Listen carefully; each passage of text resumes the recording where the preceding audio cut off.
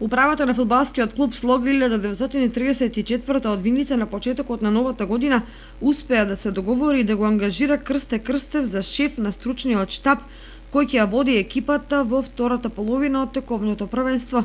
Од напролет Крстев ќе го преземе кормилото на виничкиот клуб со цел да го извлече од дното на табелата и да го трасира патот кон повисоките спортски цели. Покрај искусниот стручњак, Слога го ангажираше Игор Чоданев, кој ќе работи со голманите.